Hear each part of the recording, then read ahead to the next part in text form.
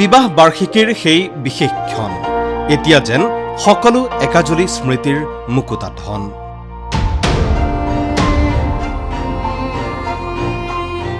Happy 24th anniversary Goldie.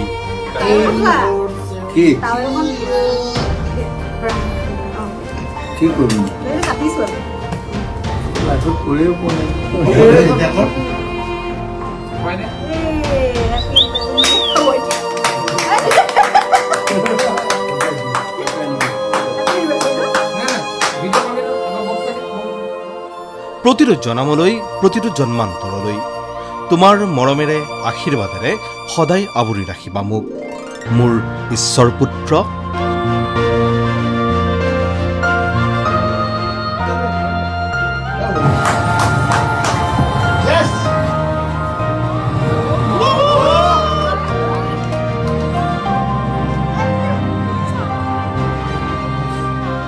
বিবাহ বাৰ্ষিকীৰ নিৰ্দিষ্ট তাৰিখটো আছে, স্মৃতি আছে, শুভকামনা আছে, নাই মাথো গৰিমাৰ মৰমৰ গল্ডি, আমাৰ হেঁপাহৰ জুবিন।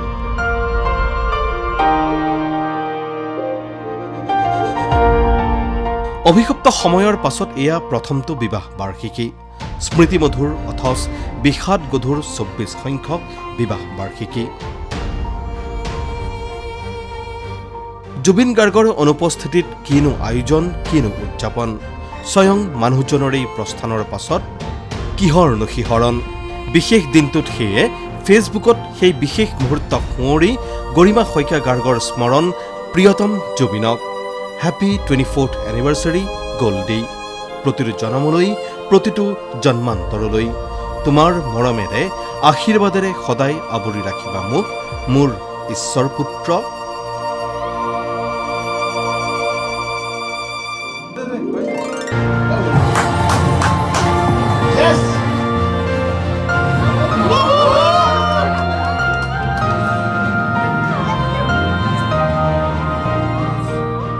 কেৱল শব্দৰেই নহয়, এই ক্ষণ ভৰি আছে অনেক অব্যক্ত অনুভৱৰ মায়াৰে, অনেক শূন্যতাৰ কোলাহলেৰে, যাৰ ভৰত কোঙা হৈ ৰৈ আজিও উচুপি উঠিল গৰিমা শইকীয়া গাৰ্গ।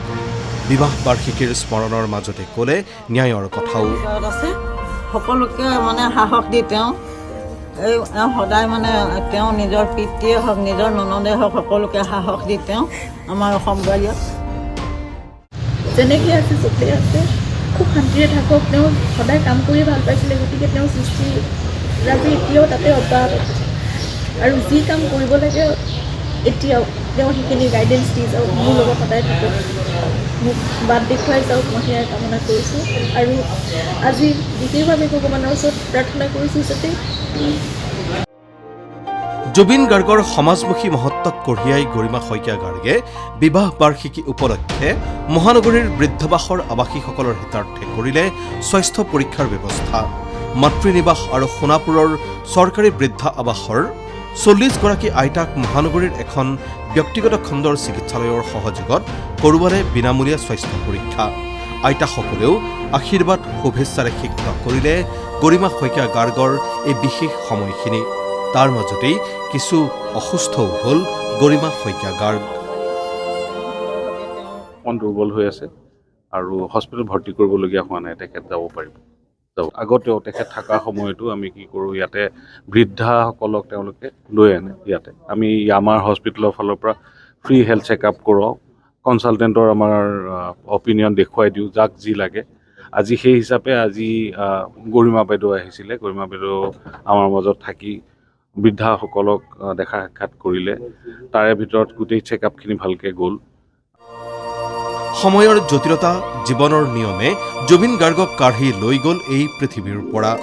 স্মৃতিৰ বান্ধোনত প্ৰতিক্ষণ প্ৰতিদিন এতিয়া জুবিন গাৰ্গে বিনাই থাকে এটি গানৰ পক্ষী হৈ। তাৰ মাজতেই এই দিনটো, বিবাহ বাৰ্ষিকীৰ এই তাৰিখটো কেৱল গৰিমাৰ বাবেই নহয়, বিশেষতকৈও বিশেষ হৈ ৰৈছে প্ৰতিগৰাকী জুবিন প্ৰেমীৰ বাবে। জুবিন গাৰ্গ নামৰ সেই কায়া হয়তো নাথাকিব পাৰে, কিন্তু এই ভালপোৱা, এই শুভবোধ আমাৰ মনত ছায়া হৈ ৰ'ব চিৰকাল। News desk MD24।